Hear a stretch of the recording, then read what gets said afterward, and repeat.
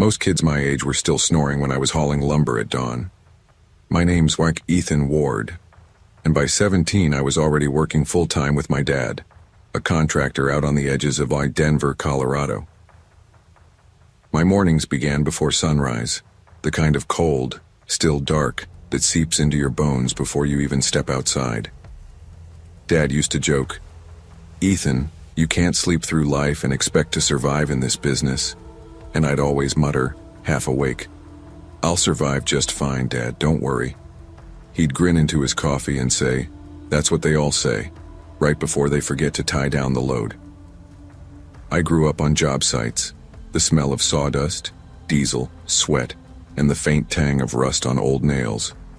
It wasn't glamorous, but it was steady.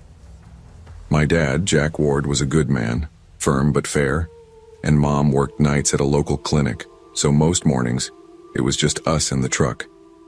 That October in 2018, the air had turned sharp, the first bite of winter creeping in.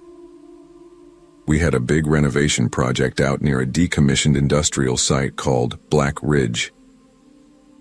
2 hours from town, the place had been half abandoned since the mid-2000s, when a repair company went bankrupt mid-project. On October 14th, Dad woke me before 3 a.m. "Delivery run," he said. "Need you to drop some insulation and piping before the crew shows up." "Why me?" I groaned. "Because you're the one who said you wanted responsibility," he answered, sliding a thermos across the counter. "And because I pulled a 16-hour shift yesterday." Fair enough. I grabbed my hoodie, keys, and that thermos, still steaming. The highway was empty, just the hum of the tires and the radio's static. The further I drove, the darker it got. No lights, no towns, just pines and endless dirt roads. I told myself it was just another delivery. But something about that night, the silence felt heavier, like the world was holding its breath. When I reached Black Ridge, the sky was still pitch black. My headlights swept over a row of broken trailers and rusted scaffolding. The place looked dead. Even the wind seemed to avoid it. Then I saw it. A truck was already there, parked crooked near the main warehouse. Lights off, engine dead. The windows were tinted too dark to see through. I slowed to a crawl, rolled down my window and called out, "Hey, anyone here?" Nothing, just the echo of my own voice. Probably a night guard, I told myself, even though no guard was ever assigned this early. I parked, started unloading the insulation rolls and piping. The air had this odd electric stillness to it. Not quiet, just watching. My breath fogged the air like smoke. After about an hour, I climbed into the cab, ready to head home. I turned the key, engine rumbling. That's when the stranger's truck came alive. Headlights blazed on, bright, sudden, blinding. My stomach dropped. The truck accelerated, tires spinning gravel, and before I could react, it cut across the road, blocking me in. "What the hell?" I shouted, slamming the brakes. I threw it in reverse, tires squealing, heart pounding, but the other driver kept edging closer. Then came the first hit. Bam! Metal crunching against metal. My body jolted forward. I froze. My hands shook on the steering wheel. I barely heard the door creak open from that other truck before a voice cut through the dark. "You shouldn't be here, kid. Don't make this harder." It was calm, too calm. I recognized that voice. Samuel Kane, a worker my dad once hired, a guy who'd vanished after stealing thousands in tools and cash from job sites. The cops never found him. Now he was here. My instincts screamed, "Run." Dad's voice echoed in my head. "If something feels off, it's off. Don't fight. Get out alive." So I slammed the truck in reverse, twisted the wheel hard, and tore down a side path. Gravel sprayed like shrapnel. But somehow Samuel's truck was there again, like it knew where I'd go. My heart thudded so loud I couldn't hear the engine. I gunned it through weeds and mud, headlights slicing through fog. Every second, I expected another impact. Then, up ahead, a light. Someone with a headlamp. "Ethan, you okay?" a voice yelled. It was Marcus, one of Dad's crew leads, arriving early. I hit the horn and Samuel's truck without hesitation, killed its lights, reversed, and disappeared into the trees. No taillights, no sound, just gone. Marcus jogged over, flashlight sweeping my crumpled fender. Jesus, what happened? I tried to speak, but the words tangled in my throat. Truck, someone tried to run me off. Samuel Kane, I swear it was him. Marcus's face went pale. Kane? You serious? Dead serious. We searched the site. Nothing. No tire tracks, no footprints, just the echo of the wind through metal beams. When we got back to town, Dad was waiting on the porch. You okay? He asked, his voice half fury, half relief. Yeah, I lied. Just a scare. He narrowed his eyes. A scare doesn't wreck a fender. I told him everything. His jaw clenched tighter with each word. I told you to wait for daylight. That man's bad news. Later that night, I couldn't sleep.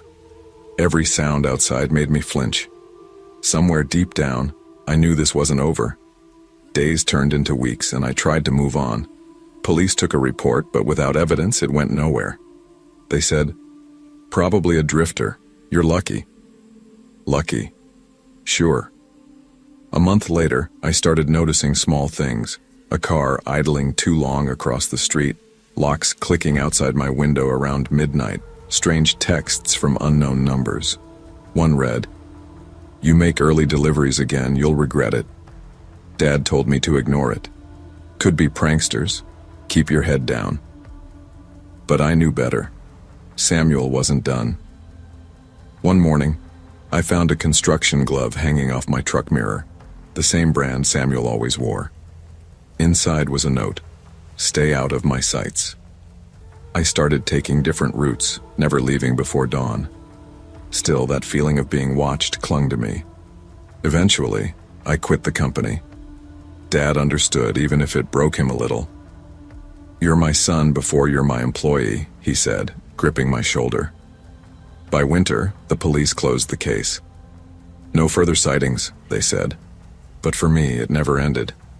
It's been 7 years.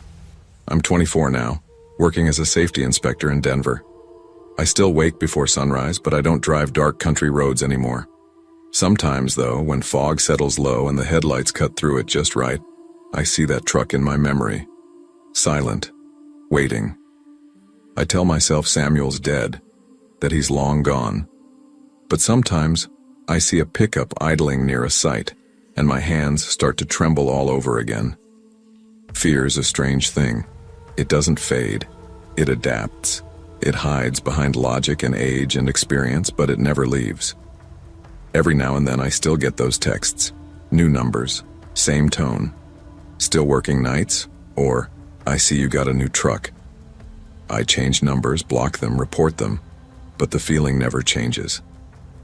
That October night taught me something my father never could. Survival isn't just about strength. It's about listening to your gut, even when it makes no sense, and some people, some ghosts, never really disappear. They just find new roads to haunt. Trust your instincts. When something feels wrong, it usually is.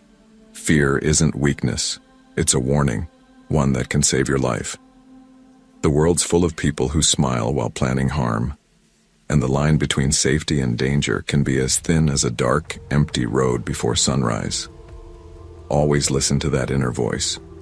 It might be the only thing standing between you and the unknown. When I was 16, I thought I understood the world. I believed responsibility was just a matter of showing up on time and following the rules. That summer, 2014, Portland was warm and green, the kind of place where you could almost forget bad things existed. My parents said a job would help me grow up. My mom found the ad for a photography assistant posted at the library. Evelyn Harrow's photography studio, out on the edge of town. The studio wasn't what I expected. It was an old Victorian house, the kind with stained glass windows and overgrown hydrangeas, perched on a quiet hill like something out of an antique postcard. Evelyn herself was unlike anyone I'd ever met. Tall, severe, with silver hair tied in a perfect bun and a rosary around her wrist. She wore long skirts even in the heat and talked about the light as if it were alive. "You capture the soul, not the face," she said during my interview. "Photography is a spiritual act." At 16, I just nodded and smiled. I didn't believe in souls. I believed in shutter speeds and color correction. Still, I liked the job. I sorted prints, cleaned lenses, helped with lighting, and sometimes followed Evelyn to horse shows. The work was quiet, simple, and strangely satisfying. My parents didn't love the long hours, though. Mom worried constantly, calling every night at 9 sharp. "Clara, don't stay late again," she'd warn. "You're just a kid." Dad would chuckle. "She's responsible, Sue. Let her learn." Their small arguments became a kind of background noise that summer, like the hum of the old ceiling fan in my room. My brother Luke thought the whole thing was hilarious.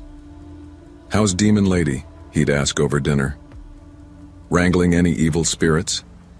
He called me Evil Wrangler for months. At first I thought the jokes were funny too. I had no idea how close they'd come to the truth.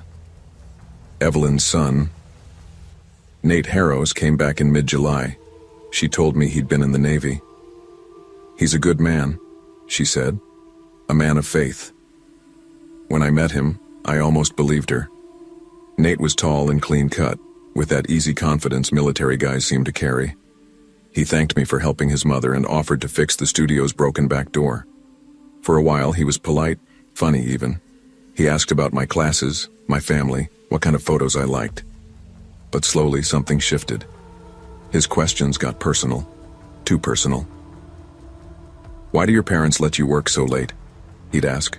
Or, "You ever feel like someone's watching over you?" Once he asked if I prayed. I said I didn't. He frowned like I'd told him I kicked puppies for fun. "You should be careful saying things like that," he said quietly. "There are forces that notice unbelievers." I laughed it off, thinking it was another one of Evelyn's superstitions rubbing off on him. But his tone wasn't teasing. After that, I caught him staring sometimes, through the window while I adjusted lighting, or in the reflection of the camera lens. When I'd catch him, he'd smile too slowly, like he didn't quite remember how. One afternoon, I overheard him and Evelyn whispering in the next room. Her voice trembled. "She doesn't believe, Nate. That's the danger. That's how they get in." I froze, pretending to clean equipment. Nate's answer came low and deliberate. "Then maybe it's our duty to stop it." I should have quit that day. I should have told my parents everything. But I was 16, proud and scared of looking foolish. So I stayed, hoping it was just talk. The days blurred into uneasy silence. Evelyn grew colder, her eyes tracking me as I worked. Nate hovered constantly, offering to drive me home, asking to talk about salvation. When I told him I wasn't interested, his voice shook. "You don't understand. You're dangerous, Clara. You can't walk around spreading doubt." "Spreading doubt?" I said, half laughing. "I just said I don't believe in God. That's not contagious." He leaned closer, his breath sharp with coffee. "You don't know what's inside you." I pushed past him, pretending I wasn't scared. That night, I deleted my social media accounts. The next morning, a new one appeared, with my name, my photos, and Bible verses in the captions. I knew who'd done it. When I confronted Evelyn, she only said, "Nate is trying to save you." 2 days later, I caught a glimpse of him outside my house, his truck idling at the curb while I brought in groceries. I called the police, but they couldn't do much. "He hasn't made a threat," they said. "If he comes on your property, call us again." That Thursday, I stayed home alone. Rain hammered the roof while I sorted photos for a client. Around 9, a soft knock echoed through the house. My heart stopped. Then came the sound of boots, heavy, deliberate, crossing the wooden floor. I grabbed my phone, whispering to the dispatcher as I ran for the basement. My hands shook so hard I could barely turn the lock. Then, silence. Minutes passed like hours. I heard faint breathing through the door, then scratching. My body froze. Every sound became unbearable, the hum of the fridge, the creak of the pipes. Then, as suddenly as it started, it was over. When I finally crept upstairs, the front door stood open. Rain blew across the floor. He was gone. The police found boot prints near the porch, Nate's size, they said, but nothing more. He'd disappeared. Evelyn wouldn't answer calls. Within a week, the studio was shuttered. For sale hammered into the yard. I quit, obviously. My parents wanted to move. We didn't, but I changed schools, stopped posting online, and kept my curtains closed for years. At night, I'd replay the sound of those boots. Sometimes, I thought I heard them again. One step, then another, down some hallway that shouldn't exist. For a while, I thought I'd imagined everything. Then, a month later, a package arrived. An envelope with no return address. Inside was a single Polaroid of me, sitting in the studio, laughing. On the back, "You looked happy then." The police couldn't trace it. My mom cried for a week. Time dulled the fear, but it never erased it. I went to college out of state, changed my last name on social media, lived like someone learning to stay small. Every noise made me flinch. Every knock sent my pulse racing. And Nate? He vanished like smoke. No record, no sightings. Evelyn reportedly moved to Montana. Maybe she's still muttering about sin and demons somewhere. Sometimes I wonder if he's dead. Other times I'm sure he isn't. It's been 10 years. I'm 26 now, living in a quiet apartment outside Seattle. I photograph weddings and landscapes, and most days I feel normal.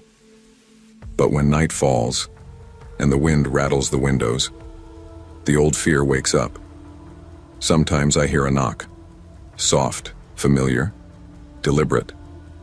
My heart stops until I remind myself, it's probably just a neighbor. But part of me will always listen differently. Last month, a new client called for a headshot session. The voice was calm, polite. "You came highly recommended," he said. "You used to work with Evelyn Harrow, right?" My breath caught. "A long time ago," I said. "I thought so," the man replied. "She always said you had a good eye for the truth." The line went dead before I could respond. That night I slept with the lights on. It's strange, the things that never fade. People tell you trauma softens with time, that you move on. But moving on feels like walking away from a shadow that never stops following. Maybe he's gone, maybe not. But every time I hear that soft knock, I know one thing for sure. You can escape a place, not a memory. Evil doesn't always wear horns or haunt old houses. It can speak gently, smile politely, and call itself righteous. The lesson I learned is simple. When someone insists they know what's best for your soul, protect your sanity first. Trust your instincts, speak up early, and never ignore the quiet sound of danger. Summer nights in Sacramento have this strange stillness to them, the kind that makes even the crickets sound distant. That night, June 21st, 2019, I left my friend Eli's house a little before midnight. We'd been cramming for a college math exam, fueled by pizza and too much caffeine. I wasn't supposed to stay that late, but time got away from us. I remember calling my mom as I got in the car. "Hey, I'm heading home." Her voice was warm but tired.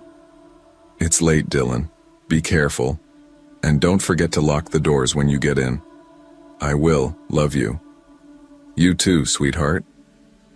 Those were the last normal words I'd hear for a long time.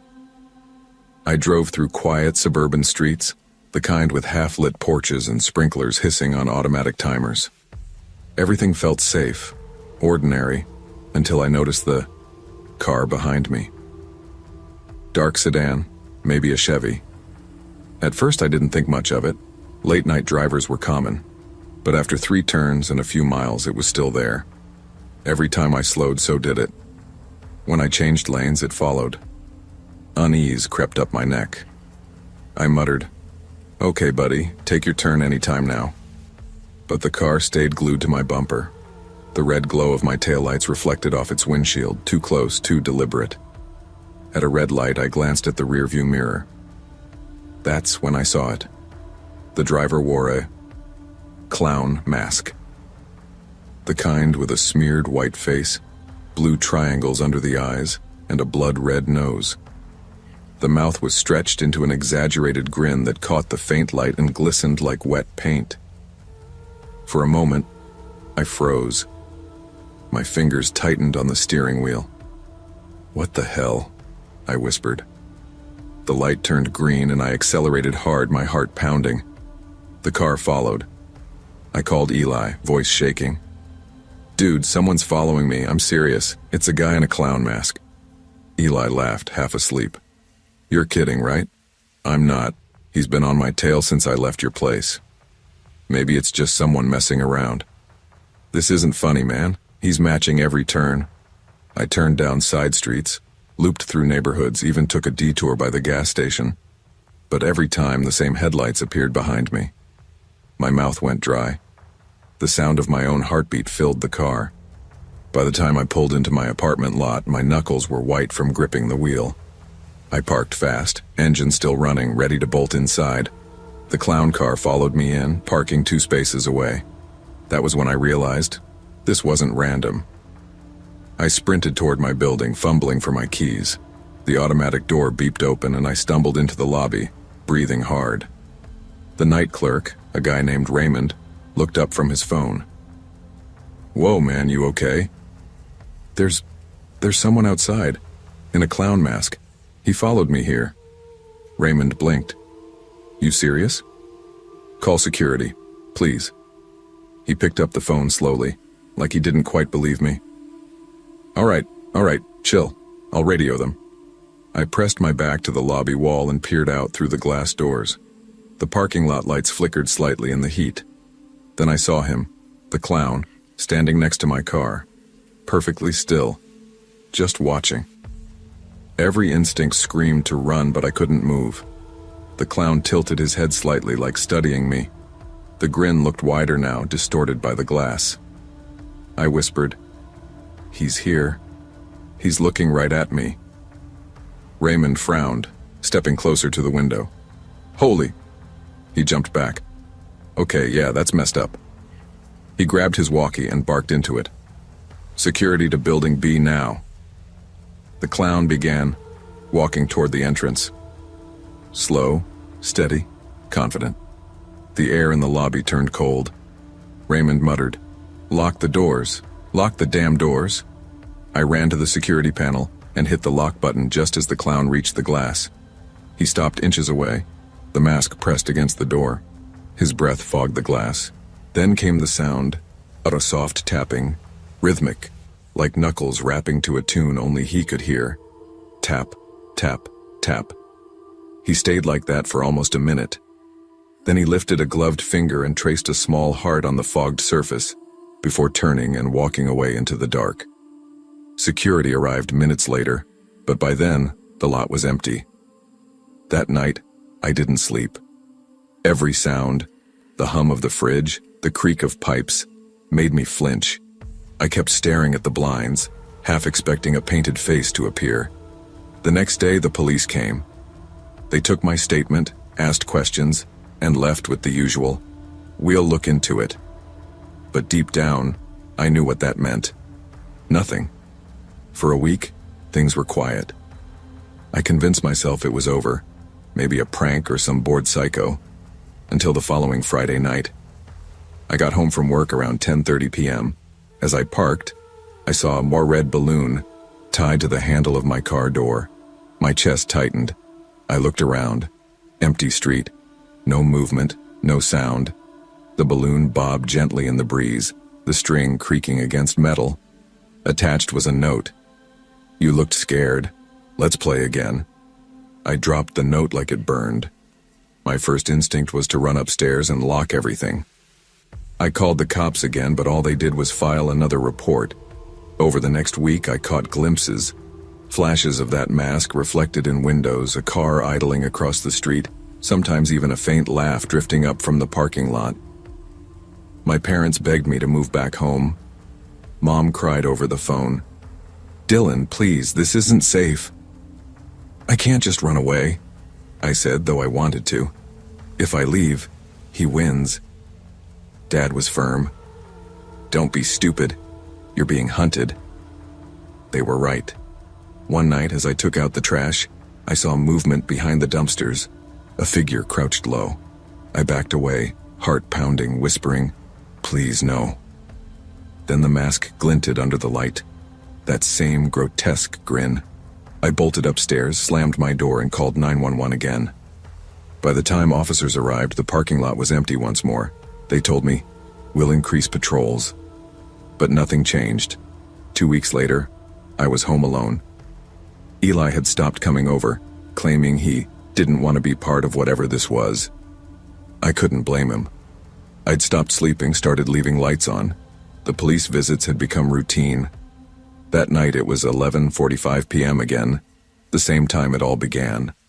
I was microwaving leftovers when I heard it.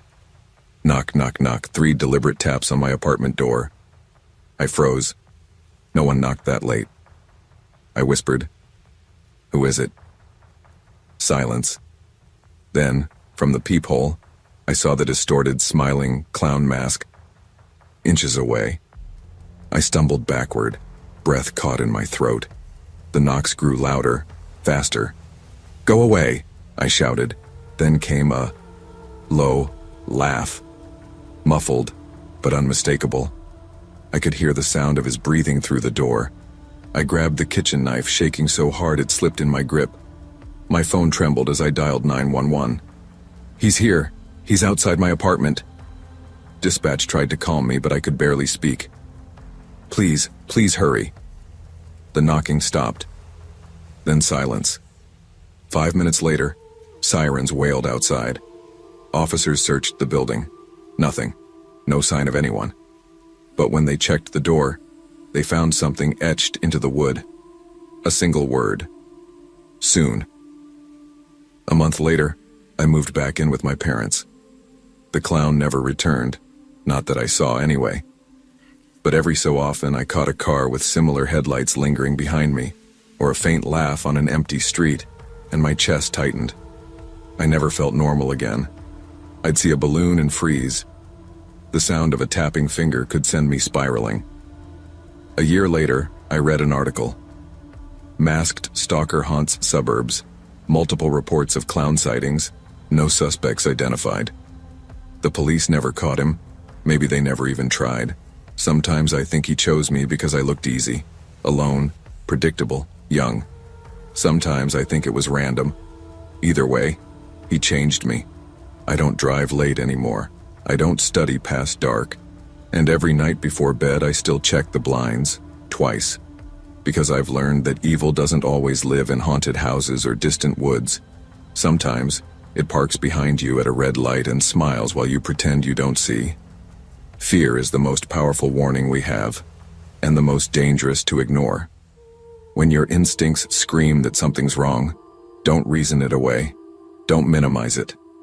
The world doesn't always make sense, and some people wear masks not for laughter but for harm. Trust your gut, stay aware, and remember, real monsters don't hide under beds. They wait in the places you think are safe. I was 16 that August, halfway between childhood and independence, when my parents decided we all needed a little escape from the chaos of 2020. We drove 8 hours from Omaha to a Midwestern city I'd never been to, half steel, half quiet. The hotel stood tall and glassy, reflecting the gray sky. My mom said it looked safe and decent. I believed her. From the start, I wanted space. I'd spent months cooped up at home during lockdown, desperate for freedom. "I'm just grabbing coffee," I told Mom that first morning, wandering down to the lobby in my denim jacket and messy bun. She smiled like she didn't quite trust me. That's when I first noticed him. He was maybe in his late 50s, sharp suit, clean haircut, the kind of man who looked like he belonged in a boardroom. But he wasn't reading or working. He was staring right at me. His eyes didn't move when I looked up from my phone. They just stayed locked, patient, calculating. I told myself I was imagining things. I even smiled awkwardly, pretending not to notice. But when he appeared again later that evening, standing near the bar in the lobby while my parents checked dinner reservations, that same stillness in his posture made my stomach twist. He didn't say a word, just watched. That night after dinner, I took the elevator alone. My parents were still talking with the concierge about sightseeing plans, and I wanted to crash early. I remember checking my reflection in the mirrored walls, my face pale from the hotel's lighting. The doors started to close, until a hand slipped in. It was him, the same man from the lobby. My throat tightened. He stepped inside, calm, silent, and pressed. No floor button.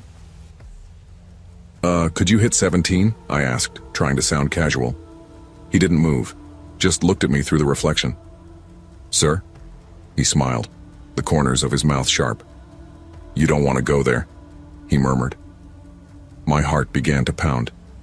I pressed the button myself, but the elevator didn't move. The panel flickered for a second, like he had some control over it. The air felt too close. I could smell cologne, faint and chemical. Do you work here? I stammered. He leaned slightly toward me, voice low. I know where you're staying, Sophie. That did it. I slammed my backpack into his shoulder and hit the emergency stop. The doors jerked open between floors, just enough. I squeezed through the gap, scraping my arm, bolting into the hallway like the floor was on fire.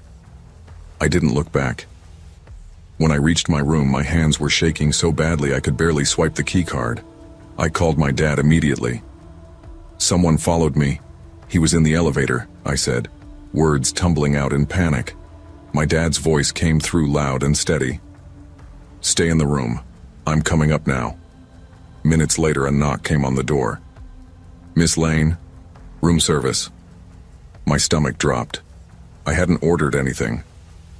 Through the peephole, I saw him again, this time wearing a hotel bathrobe, his eyes cold and flat. He whispered something I couldn't hear, a grin pulling at his mouth. I froze. Then I called my dad again, whispering, He's here. He's right outside. The next thing I remember was my father's footsteps pounding down the hall, his shout, Hey, get away from that door, and the man's startled retreat. Security arrived within minutes. They caught him near the stairwell, pretending to be a guest. His ID didn't match any room. The police took him away while I sat on the bed, wrapped in my mom's arms, shaking uncontrollably. We stayed only one more night. The hotel offered free meals, apologies, and words that sounded rehearsed. I didn't sleep. Every sound made me jump. The hum of the air conditioner, the click of the elevator, footsteps outside the door. Back home, things didn't feel normal again. I couldn't take elevators without panicking. I checked locks twice, sometimes 3 times. I avoided looking at strangers too long, afraid of eye contact, afraid of recognition. Therapy helped eventually. Talking helped. My parents tried not to hover, but they did. My dad still tenses when I travel alone. Mom keeps saying, You did everything right, honey. You trusted your gut.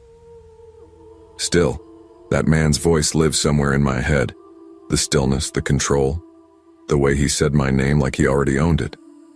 2 years later, at 18, I returned to that same city for a college visit. The hotel was still there, same name, same street. I stood across the road for a long time, watching people come and go through the glass doors. My pulse raced. I thought about the elevator, the sound of his shoes on the marble floor. I thought about the fear that had shaped every moment after. But this time I wasn't 16. I wasn't frozen. I walked inside, not to stay, just to see. The lobby looked smaller than I remembered. The mirrors didn't scare me anymore. I ordered coffee, sat near the window, and for the first time, no one was watching. That night, back at my dorm, I texted my mom. Went by the old hotel today. I'm okay. She sent back a heart emoji and the words, Proud of you, Soph. And for once, I believed her. Trust your instincts. Always. Sophie's story isn't just about fear. It's about intuition, courage and survival. Evil often hides behind politeness or familiarity, but your gut knows when something's wrong. Speaking up, fighting back, or simply getting out can save your life. In a world that sometimes dismisses young people's fears as overreactions, believing yourself is the most powerful act of all. It was December 2021, just after the holiday dinner with my family, and I was driving home through Iowa. I'd opted to drive instead of fly this year. Tickets were sky high, and besides, I liked the solitude of a long night drive. Or at least I thought I did. My name is Logan Price, 34, and I had no idea that night would change the way I looked at the open road forever. The highways outside Des Moines were empty, the kind of empty that makes the headlights seem like the only things alive. I was a little tired from the family meal, the warm food and long conversations still lingering in my stomach. My mind wandered between work deadlines and the mundane details of home life when I noticed a black van tailing me in the distance. At first I shrugged it off. Maybe another traveler, maybe a trucker. But then it didn't pass. As I adjusted my speed to merge onto a back road, the van mirrored every move. My stomach sank. "No way," I muttered under my breath. This isn't just coincidence." I called my wife, my voice tight, trembling more than I wanted to admit. "Hey, I think someone's following me," I said, gripping the wheel like it might save me. "Logan, don't panic. Can you pull somewhere safe?" she replied, her voice soft but concerned. I scanned the road, desperate for any light, any human presence. A lonely gas station appeared ahead. I swerved in, hoping they'd drive past. They didn't. The van slid behind me, silent at first, then the back doors began to open. 3 men in dark clothing stepped out. My heart leaped into my throat. Instincts took over. I dove into my car, locked the doors, and floored it. I could hear the thud of their hands against the handles as the van sped off just as suddenly as it had appeared. My hands shook so badly I could barely hold the wheel. Later, the sheriff took my report politely but without much urgency. Over the next weeks, I learned that truckers and locals had spotted similar vans along lonely highways. My fear spiraled into paranoia. Every trip felt like a calculated risk. The highway that had once promised freedom now felt like a trap stretching for miles, and I realized this was only the beginning. For weeks, I avoided driving at night. Any route home from work, any late-night errand, became a psychological minefield. I doubled my vigilance on roads I'd driven 100 times before. Every rear-view glance sent my pulse racing. Every dark shadow near the roadside made me flinch. One night, 2 weeks after the initial encounter, I was driving back from a client meeting around 10 p.m. My tires crunched over frostbitten gravel when I saw it, the black van, waiting a mile behind me like a predator. My chest seized. I tried to call my wife, but my phone had no signal. Of course it didn't. "Okay," I whispered to myself, hands tight on the wheel. "Stay calm. Don't do anything stupid." I took an unexpected exit, weaving through narrow farm roads. The van followed, silent and deliberate. I could feel its presence in my mirror, like dark eyes calculating, waiting. For the first time, I truly understood the sensation of being hunted. Every instinct screamed at me to run, but run where? These roads were desolate. There were no motels, no open diners, just miles of emptiness.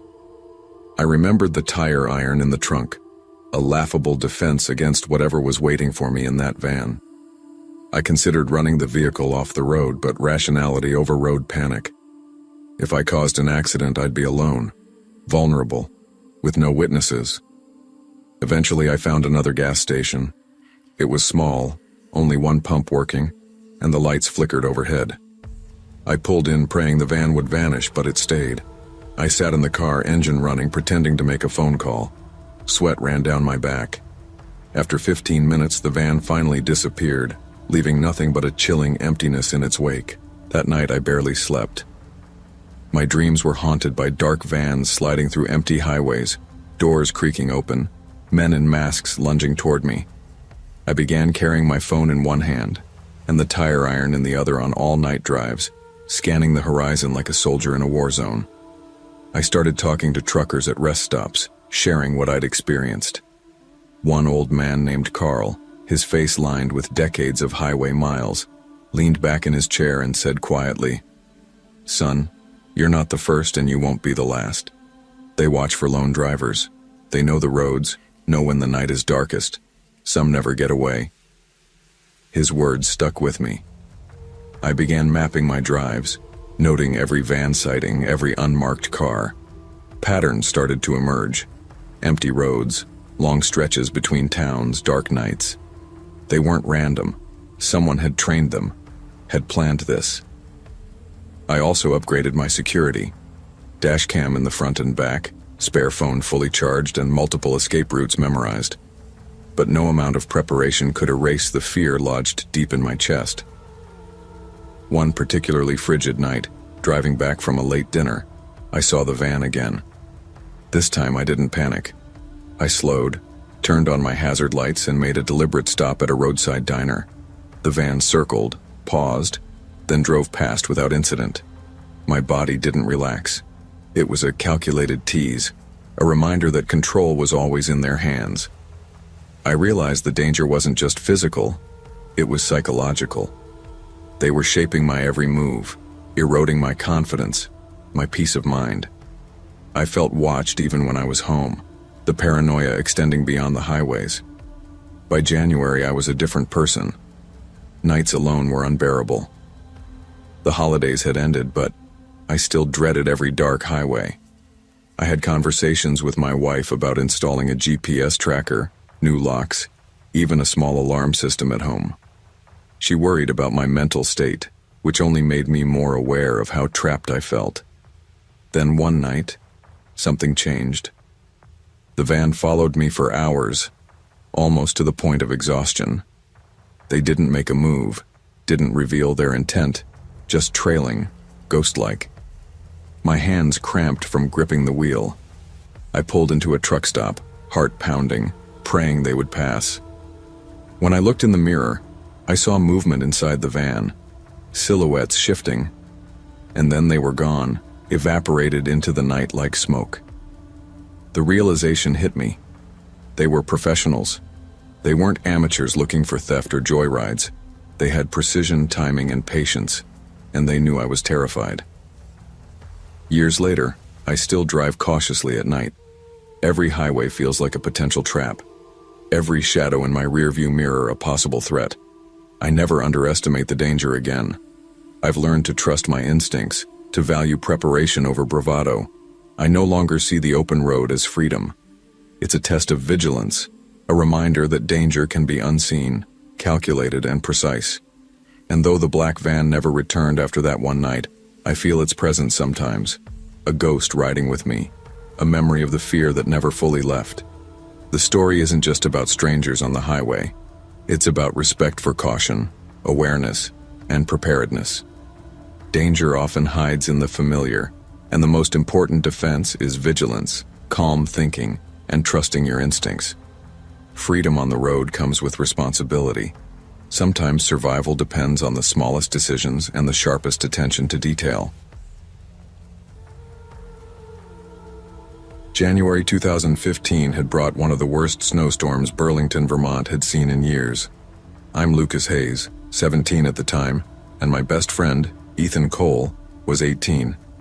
We were trying to make a few extra bucks shoveling sidewalks for neighbors, while the snow came down so thick it felt like the world had disappeared. Streetlights cast weak halos through the storm, barely cutting through the swirling white. "Man, this storm's insane," Ethan muttered, shaking snow off his boots as he adjusted his scarf. "Yeah," I replied, my teeth chattering. "But hey, we'll get paid." Our gloves were soaked, our jackets heavy with snow, but the extra cash was worth the freezing fingers. After clearing a few houses, we came to the old corner house on Maple Street. It looked abandoned, peeling paint, shutters crooked, snow clinging to the eaves, icicles hanging like jagged knives. "Over here, and boys," a deep, gravelly voice called from the doorway. We couldn't see the man. He stayed in the shadows. Ethan exchanged a nervous glance with me. "You hear that?" "Yeah," I muttered. There was something off about the way he spoke. Nervous, almost twitchy. We started shoveling the walkway, and I couldn't help but glance up at the second-floor window. Shadows moved behind the frosted glass. I nudged Ethan. "Did you see that?" I whispered. "Probably just shadows," he said, shrugging. But I could tell he didn't fully believe it. We finished the front walk, but the man didn't hand over payment. Instead, he muttered about damaged property and gestured toward the backyard. The snowdrifts were waist-deep, and the wind sliced through our jackets. Reluctantly, we followed him, shovels digging into the icy ground, feeling more exposed with every step. There was something in his twitching gestures that made my stomach tighten. When I claimed we'd forgotten a tool inside, I moved toward the gate, forcing my panic down. Snow muffled our hurried retreat, adrenaline pushing our legs faster. That night, when I got home, I saw something that made my blood run cold. Fresh boot prints leading from the backyard straight to our shed. They were too big, too heavy to belong to either of us. "Ethan." He was in my shed. I gasped, the fear catching in my throat. We called the police immediately. When the officers arrived, they asked questions, took notes, and examined the boot prints. The snowstorm had made the task more difficult, but even in the half-light, it was clear the homeowner had tried to sneak into our shed while we were distracted. Officer Jenkins, a gruff man in his 50s with decades on the force, shook his head. "He's heavily intoxicated, dangerous, and unpredictable. You boys were lucky he didn't confront you directly." I shivered at the thought. Ethan nodded, silent, staring down at the snow like it had turned into glass. The man was arrested later that week. According to the police report, he had a history of aggressive behavior, especially when drinking. The thought that he had been watching us from his window, planning his move while we shoveled snow in the storm, made my skin crawl. Over the next few days, I couldn't stop thinking about the moment I saw movement in that dark window. Every time the wind rattled my window, my heart jumped. Even walking down Maple Street during daylight hours felt risky. Ethan and I replayed the event over and over, the voice echoing in the blizzard, the dark window, the feeling of being hunted. It was burned into my memory. "I can't believe we were that close to... I don't even want to think about it," Ethan said one afternoon, pulling his coat tighter. "Yeah," I replied. "Feels like it wasn't just a bad day. It was survival." After the arrest, life slowly returned to normal on the surface, but the memory lingered. Every snowstorm, even minor flurries, made my stomach knot. I checked locks obsessively, and any shadow outside my bedroom window triggered a jolt of fear. Ethan and I tried to joke about it, laugh it off, but the tension never fully disappeared. Walking down Maple Street felt different, like the wind carried unseen eyes. I would wake up in the middle of the night, heart racing, hearing footsteps that weren't there. I realized the storm had given him an advantage. He had used the weather, the isolation, to plan, to move without fear of being seen. That kind of calculated threat was terrifying. Not random, not impulsive. It was intentional. Even the neighbors, usually friendly and chatty, seemed wary during storms. Everyone had heard rumors about the man, about his temper and unpredictable behavior, but no one could fully explain the feeling of dread that settled in the neighborhood that winter. One night I couldn't sleep. I walked outside, flashlight in hand, just to reassure myself. The snow glowed pale in the beam, the wind quiet except for a few flurries. I checked every corner, every shed, every shadow, and felt slightly safer, but I knew it wouldn't last. Some fear doesn't fade. It waits for the next storm. Weeks passed, and life started to settle back into routine. Ethan and I continued shoveling, but we avoided the older, darker houses. We stuck to houses with lights on, neighbors we trusted, streets with traffic. I thought the worst was over until a minor snowstorm hit in February. As we trudged along a well-lit street, I glanced at a second-floor window of a house we hadn't worked on before. Shadows moved inside, and my heart jumped. I realized it wasn't just that man. It was the vulnerability itself. Shoveling snow, working outside, being exposed in the storm, anyone could take advantage. We completed our route quickly that day, adrenaline fueling our steps. That night, we sat in my living room, hands warming over mugs of cocoa, speaking in hushed voices. "Feels like we learned a lesson the hard way," Ethan said quietly. "Yeah," I agreed. Sometimes even something as normal as shoveling snow can turn into a fight for survival. It was a lesson we didn't want to learn, but we had. And the fear that gripped us back then was something I would carry for years. By spring, the snow melted, and with it, some of the immediate tension. The man was gone from the neighborhood, confined by legal consequences, and Maple Street started to feel like a safe place again. But my perspective had changed. I no longer took ordinary tasks for granted. I always checked windows before going outside. I never ignored the feeling of unease. And I realized that awareness and caution weren't paranoia, they were survival instincts. Ethan and I continued to work together side by side, but the memory of that storm, the dark windows, and the voice calling from the shadows stayed with us. I never walked down that street alone in snow again without checking every detail. The snowstorm had taught me something important. The world isn't always as safe as it seems, and danger often hides in the most familiar places. Even routine tasks can carry unexpected risks. Awareness, caution, and trusting your instincts are crucial in keeping yourself safe. Fear can teach preparation, vigilance, and respect for the unseen dangers in everyday life. Sometimes, survival depends on paying attention to what others overlook. It was October 2018, and the early autumn chill had started creeping into Rochester, New York. My name is Maya Thornton, I'm 26, and I work as a physical therapist at a small outpatient clinic in a quiet suburban neighborhood. Most days the clinic closes around 6 p.m., but I often stay later to catch up on administrative work, input patient notes, or schedule private sessions. My coworkers always tease me for being a night owl at a physical therapy clinic, but for me, those late hours are peaceful. The empty rooms, the echoing hallway, it's quiet, efficient, and I can focus without distractions. It was on one of these late evenings around 7:30 p.m. that I first noticed him. James Harlow. He was standing near the reception, arms crossed, casually leaning against the counter.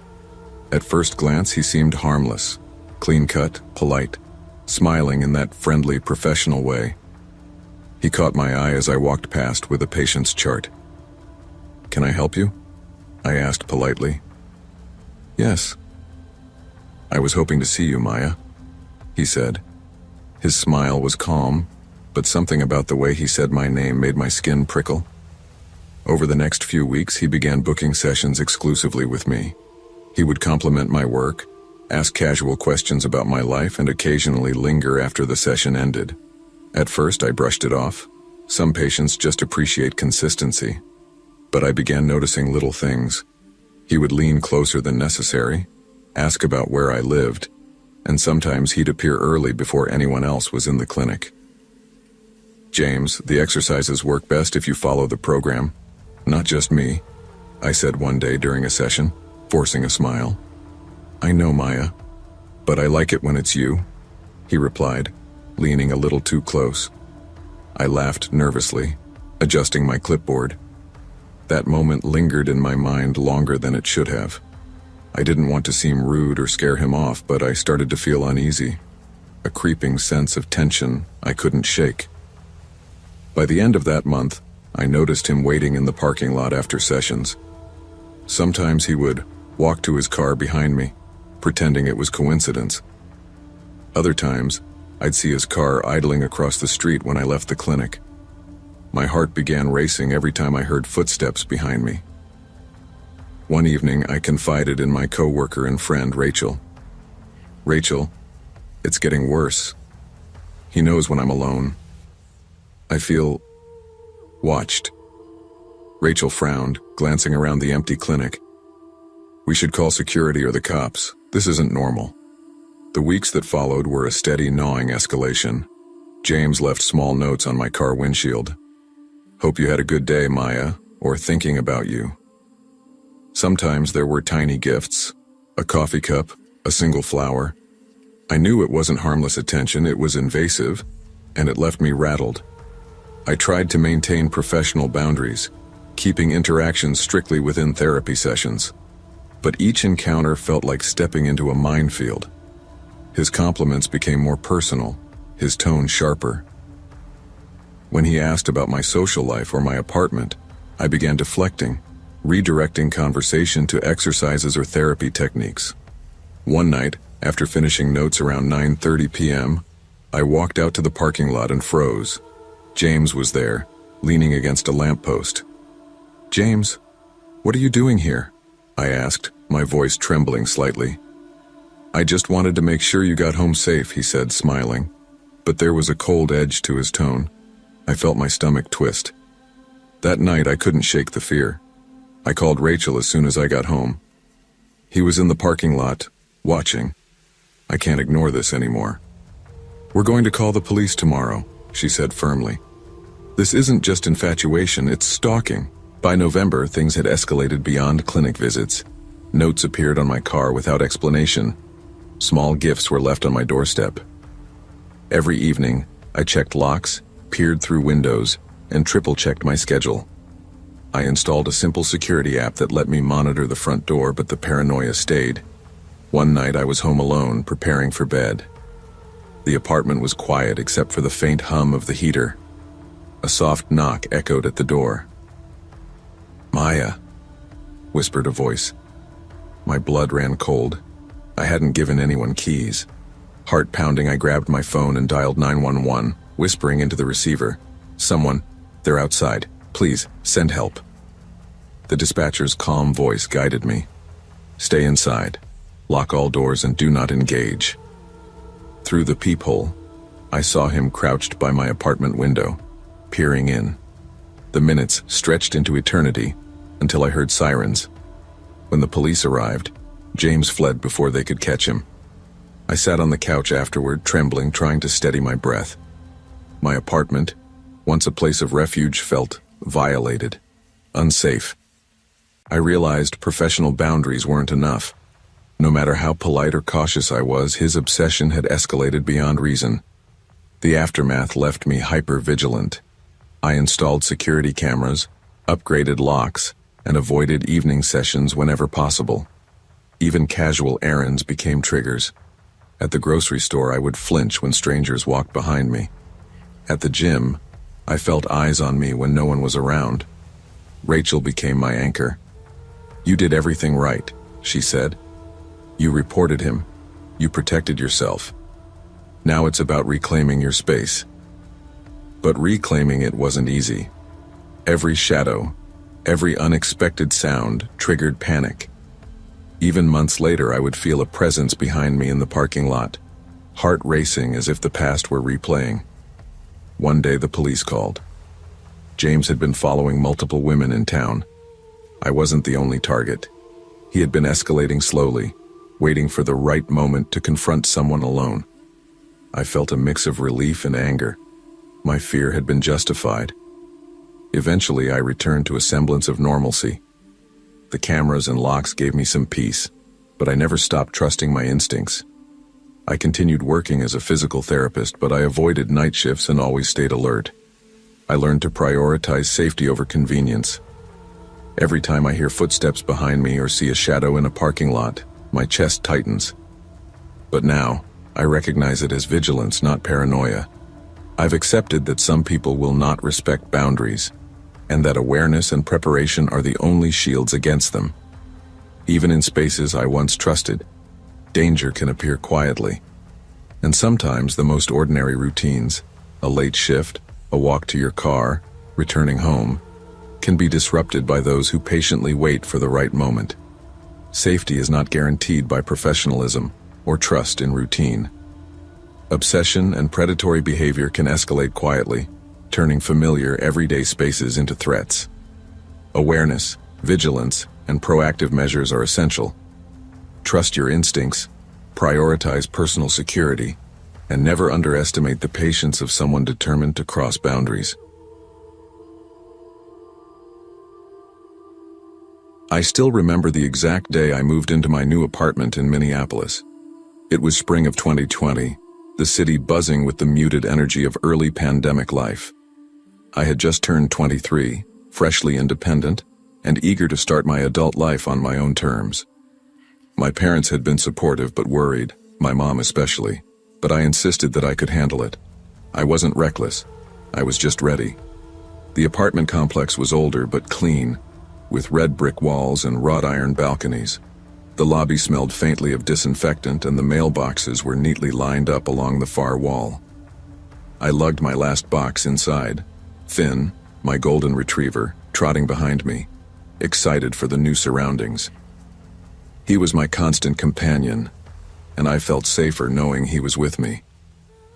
Settling in was easier than I expected.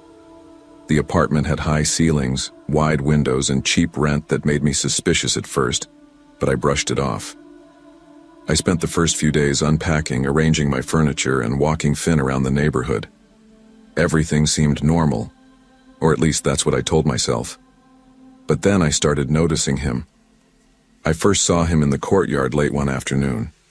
He was a man in a dark hoodie, standing near a cluster of bushes at the far end.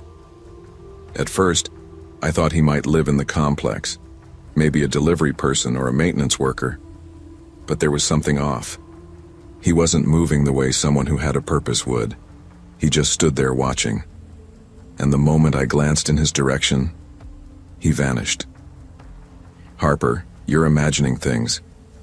Jade, my roommate from college who had stayed over briefly, teased one night as I paced by the window.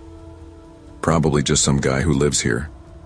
I don't think so, I said, my voice tight. I caught Finn whimpering softly at my feet. He's always there, watching me. I shook my head, trying to convince myself I was overreacting, but I couldn't shake the feeling of being observed. Even when I walked Finn along the sidewalk or went to pick up groceries, I imagined him lurking at the edges of my vision. It started with small things. A snack wrapper left near my door, footprints in the garden that weren't Finn's or mine, scratch marks on my mailbox. Each detail chipped away at my sense of safety. One weekend my mom visited. She noticed my tension immediately. "Mom, I think someone's stalking me," I confessed as we sat in the living room, Finn curled at our feet. "Look, he's in the courtyard again."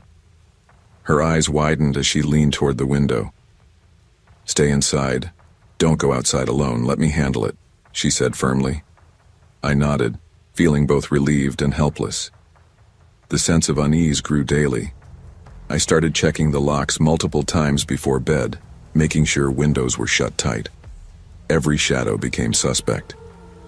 I found myself counting steps when walking Finn and retracing my path to check for footprints. Even the simple act of getting the mail made my heart pound, because I never knew if he was waiting. I tried to rationalize. Maybe he was homeless. Maybe he was another tenant who had a weird hobby of people watching. But rational thoughts felt distant and hollow compared to the creeping dread that I was being watched constantly. That's the thing about fear. It grows silently until it infiltrates every part of your life. Until even the safety of your own home feels like a trap. It wasn't yet terrifying, not fully. It was a quiet, gnawing anxiety that made me jump at sounds, double-check locks, and flinch when someone walked past the window. But the escalation, I didn't know it yet, was just beginning. By the second week, I couldn't ignore it any longer. He had begun to follow patterns, making his presence more deliberate. One evening, as Finn and I returned from a walk, I saw him perched on the staircase landing near my apartment. He froze when he noticed me looking, but the intensity of his stare was enough to send chills down my spine. Jade wasn't around this time. I felt a surge of panic. I gripped Finn's leash tighter, refusing to look away until we reached our door. Once inside, I locked both the deadbolt and chain, my hands shaking. Finn barked nervously, sensing my fear. Over the next few days, the signs multiplied. Footprints in the garden appeared closer to my door. A snack wrapper, seemingly discarded hours before, lay on the porch. Small scratches appeared on the wood of my mailbox and the railings of the staircase. It was like he was leaving markers to remind me he was there. I called my mom one night, voice low and urgent. "He's getting bolder.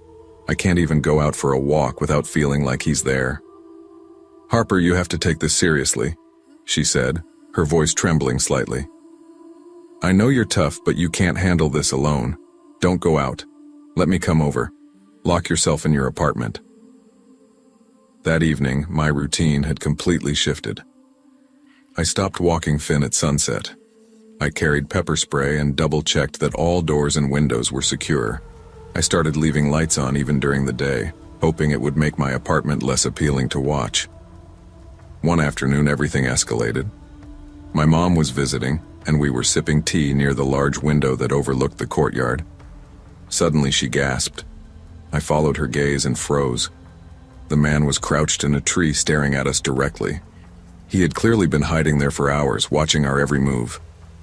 I felt my stomach drop. "Call 911, I shouted, fumbling with my phone. My mom barricaded the doors, and Finn growled low in his throat. By the time the police arrived, he had vanished. There was no trace except broken branches and the clear evidence that someone had been obsessively stalking us.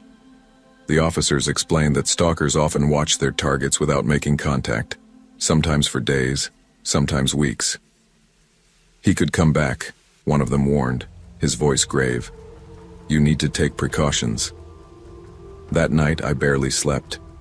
Every noise, the creak of a floorboard, the rustle of wind in the trees, felt like him moving closer.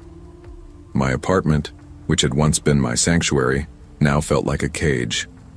Life after the incident became a careful negotiation with fear. I installed security cameras, motion sensors, and reinforced locks. I avoided evening walks, altered my commuting routes, and carried pepper spray wherever I went. Even mundane activities felt charged with anxiety. Every shadow, every flicker of movement in my peripheral vision triggered a jolt of panic. Work became challenging. Sitting in meetings, my mind drifted constantly to the thought of him watching, waiting. The familiar office felt safer than home, ironically. I started leaving the lights on at night, even during the day. I wouldn't open windows, wouldn't let myself relax. Finn seemed confused by my tension, pacing nervously as I flitted from one precaution to the next. Jade tried to reassure me. "Harper, you can't live like this forever. He can't control your whole life," she said one afternoon, when I snapped at her for suggesting we go outside. "I know," I whispered, but I didn't know. My sense of normalcy had been shattered. The apartment that had once felt comforting now seemed like a place of vulnerability. I had become hyper-aware of the man's patterns. How long could he be watching? How did he choose his targets? Every noise made me flinch. Every passerby on the street seemed suspicious. Even simple chores like taking out the trash became exercises in paranoia. I'd wait until I was sure no one was around, then dart outside quickly, Finn's leash in hand. Once I thought I saw a shadow flit past the courtyard. My heart leapt, my breath caught in my chest. But it was only a neighbor returning from work. Even so, the moment reminded me that fear didn't need a presence. It only needed the possibility of one. Weeks passed, and slowly I began to piece things together. Harper Ellis, the person I had been a month earlier, was gone. In her place was someone acutely aware of vulnerability, of the delicate balance between perception and reality. I started researching similar incidents in other complexes across the city. I found stories online, women reporting glimpses of a man lurking, unexplained footprints, discarded objects near doors. It became clear, he wasn't random. He had a pattern, monitoring multiple women, studying routines, choosing targets carefully. The realization was chilling. I hadn't been imagining things. My fear wasn't paranoia, it was survival instinct. I doubled my precautions, but I also learned subtle ways to regain control. I documented everything, recorded video, and kept friends and family in the loop. I couldn't erase what had happened, but I could fortify myself, reclaim a small measure of safety. Months later, life returned to something resembling normal. I still flinched at shadows and noises, but I had learned to separate instinct from terror. I walked Finn again, though cautiously, and I reconnected with friends in person for the first time in weeks. Yet, the lesson lingered. Some predators don't need to make contact to control and terrorize. Fear itself is a powerful tool. My apartment would never feel entirely the same, my routines forever altered, but I had survived. I had learned to assert boundaries, to trust instincts, and to recognize danger before it became physical. I kept the cameras, the locks, and the awareness. Not because I wanted to live in fear, but because I refused to let fear dictate my life. The world was bigger than my anxiety, and I would navigate it on my terms. Safety isn't just physical, it's mental and emotional. Awareness, precaution, and trusting your instincts are crucial.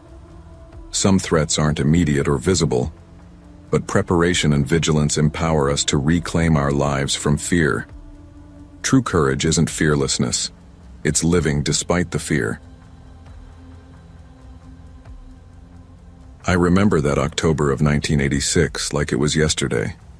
Rochester Hills was quiet that month, the kind of suburb where every street seemed familiar and safe, and neighbors waved from their porches as they tended to gardens or brought in the mail. I was 24, freshly graduated, working a standard office job, and running had become my sanctuary. Those evening jogs weren't just exercise, they were therapy, a way to shake off the stress of fluorescent lights, spreadsheets, and constant phone calls. My dad, naturally protective, never failed to remind me of the dangers that lurked after dark. "Laura, don't run after dark alone. You never know who's out there," he would say, his voice a mix of concern and authority. "I'll be fine, Dad," I'd reply, tying my shoelaces as tight as I liked them. "I know the streets. I've run them hundreds of times. It's just me and Finn. Oh wait, Finn's at home today. Just me in the night." Those nights were perfect at first. The air smelled faintly of fall leaves and damp pavement. Streetlights cast long shadows over the sidewalks, creating that comforting illusion of isolation without danger. I ran the same routes, taking the familiar turns through quiet blocks, feeling strong and independent. But then, one evening, I noticed the headlights. At first, I dismissed it. A car passing by, maybe a neighbor. But as I continued, I realized it was following me. Not speeding, just gliding along the street at the same pace. I slowed slightly, trying to see inside. The driver was hidden behind the dim glare, a dark hoodie or hat casting shadows over their face. My chest tightened.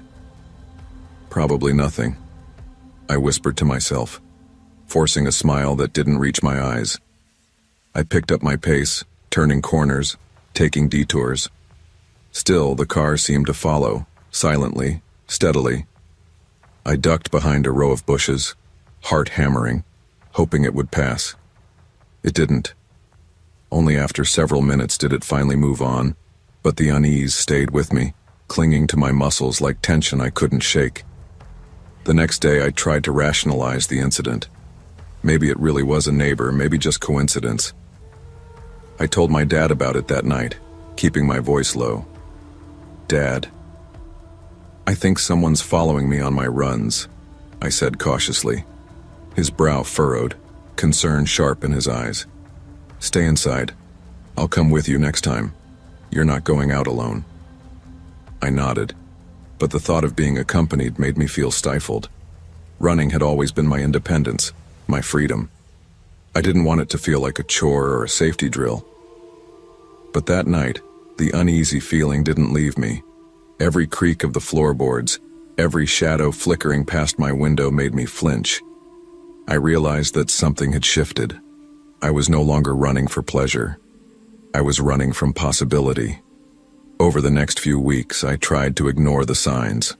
I ran in daylight when I could, stayed on busier streets, and tried to convince myself the dark hoodie man was an occasional coincidence. But he returned repeatedly, on the same streets, at roughly the same times I went for evening runs. It was always subtle at first. A car moving slowly behind me, an engine muted, headlights dim. I noticed his pattern, the way he would circle blocks, vanish, and then reappear as though he had never left. I began confiding in my dad more frequently, his protective instincts clashing with my need for independence. "Dad, he's back," I said one evening, voice tight, fingers trembling around my water bottle. "Same car, same streets. I swear he's watching me." He frowned deeply. "Laura, we need to report this. Don't run alone, not anymore. This is serious."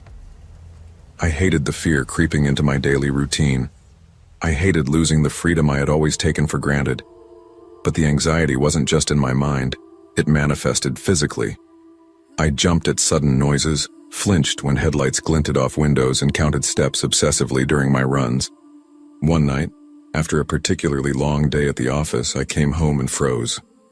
There he was, parked directly outside my apartment window, engine running, lights off, crouched in the shadows as if he had been waiting for hours.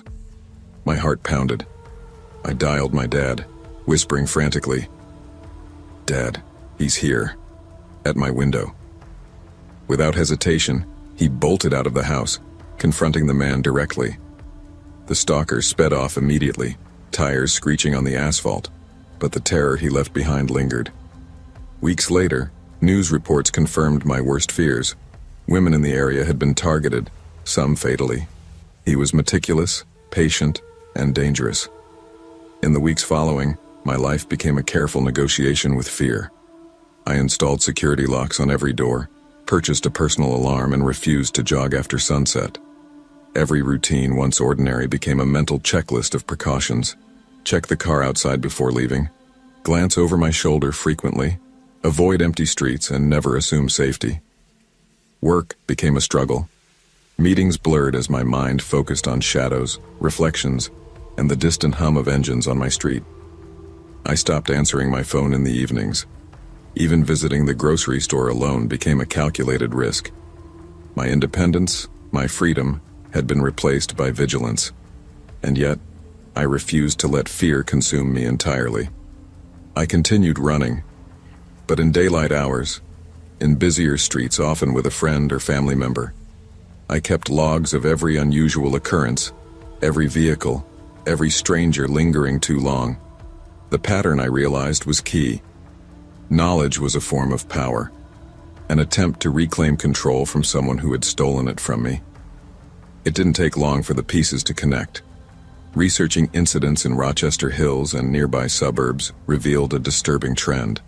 The stalker was not random. He studied his victims meticulously, observing routines, learning habits, waiting for the right moment. He didn't need to strike to instill fear. Merely his presence, the threat of his observation, was enough.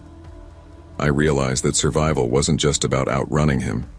It was about awareness, adaptation, and refusing to return to the same vulnerability.